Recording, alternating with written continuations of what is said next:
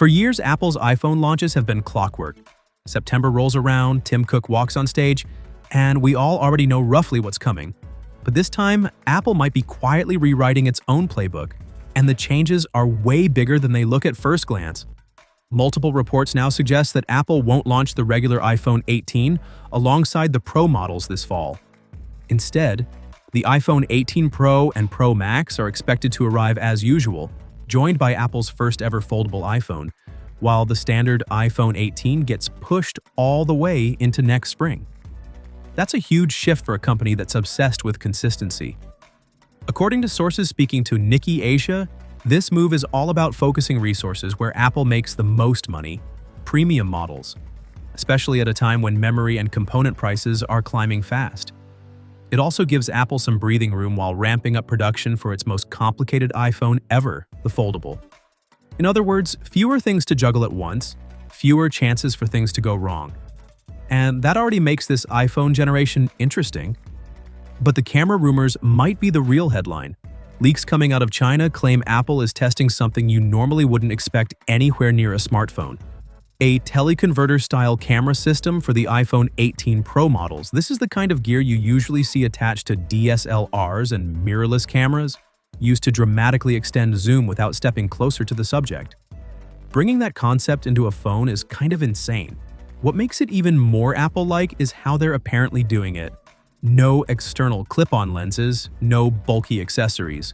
Instead, the teleconverter would be built straight into the camera module.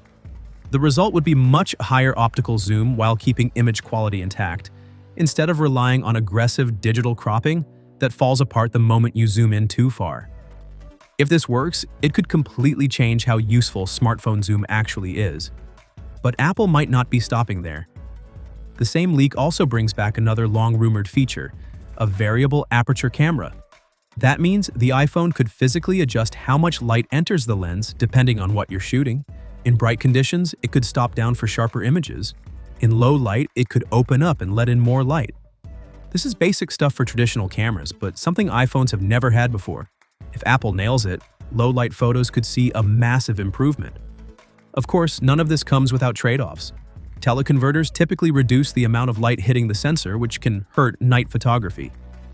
There's also the challenge of maintaining sharpness and contrast at higher zoom levels. And Apple is famously ruthless when it comes to cutting features that don't meet its standards. If this tech doesn't deliver, it won't see the light of day. So will any of this actually make it into the final iPhone 18 Pro? Right now, no one outside Apple truly knows. These features are still in testing, and Apple hasn't confirmed a single thing. But even the fact that Apple is experimenting with DSLR-style camera tech inside an iPhone tells us something important. They're not just iterating anymore, they're pushing.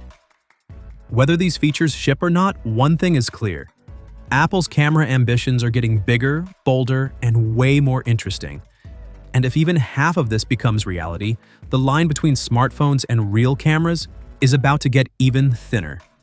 Now I'm curious, would this kind of camera tech actually make you upgrade? Or is it just overkill in a phone? Let me know what you think, and I'll catch you in the next one.